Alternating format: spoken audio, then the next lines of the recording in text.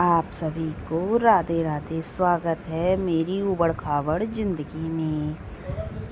तो गाइस, सावन के सोमवार चल रहे हैं, तो मेरा ये ब्लॉग पहले सोमवार का है।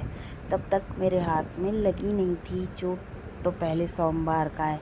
तो इधर हम नहा धोकर रेडी हो गए हैं और आज जा रहे हैं मंदिर।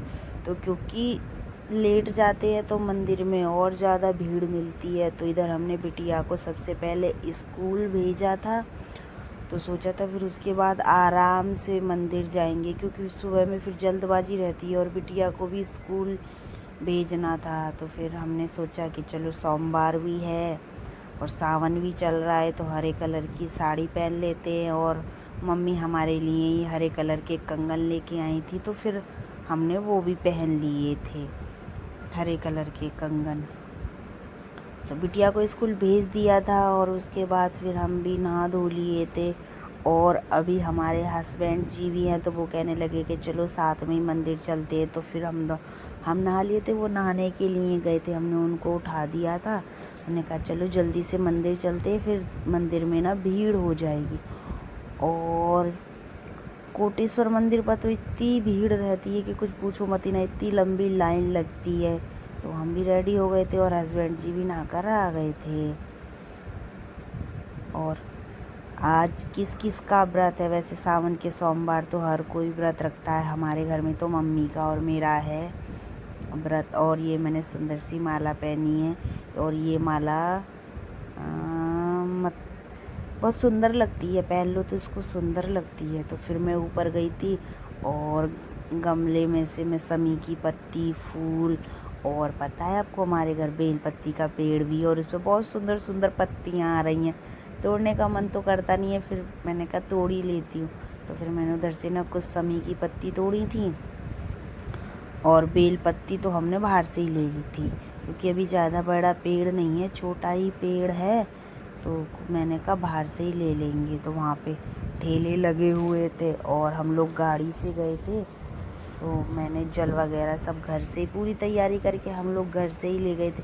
भीड़ रहती है ना, तो एक एक चीज़ तो आप चढ़ा नहीं पाओगे। तो फिर मैंने सारी चीज़ें ना एक लोटे के अंदर ही डाल ली थी। और देखो कितनी भीड़ लगी हुई है कोटेश्वर मंदिर पर। तो वहाँ से एक हमने दूध की थैली भी ले ली थी और चल दिए थे मंदिर की तरफ को। ये मंदिर प्राचीन मंदिर है और ग्वालियर का प्रसिद्ध मंदिर भी है। दूर दूर से लोग आते हैं कोटेश्वर पे। और देखो कितनी लंबी लाइन लगी हुई है, बाहर से ही लाइन लग रही थी, और ये सुबह से लाइन लग रही होगी। और देखो बाबा कितने अच्छे से नहा रहे हैं। इतनी भीड़ रहती है बहुत ज़्यादा। कुछ लोग तो दंडवत परिक्रमा भी कर रहे थे, और हमने अच्छे से दर्शन करे बाबा के। और थोड़ी सी देर मंदिर में बैठ भी गए थे, क्योंकि भगवान के दर्शन करने के बाद कहते हैं ना कि थोड़ी सी देर बैठना चाहिए। मम्मी बोलती हैं ऐसा।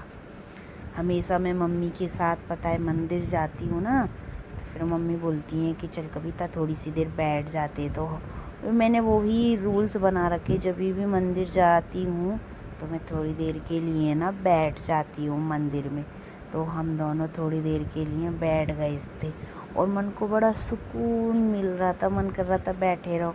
लेकिन घर पे भी तो काम था, तो इसीलिए आना भी था हम लोगों को।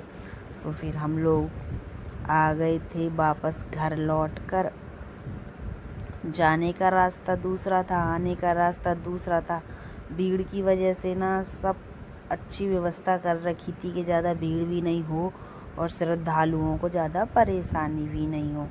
फिर मैंने घर पे आके अपने घर की पूजा करी थी, क्योंकि सबसे पहले मैं मंदिर गई थी, उसके बाद मैंने घर की पूजा करी थी। और घर पे भी छोटी सी शिवलिंग है, तो उनको भी नहला दिया था।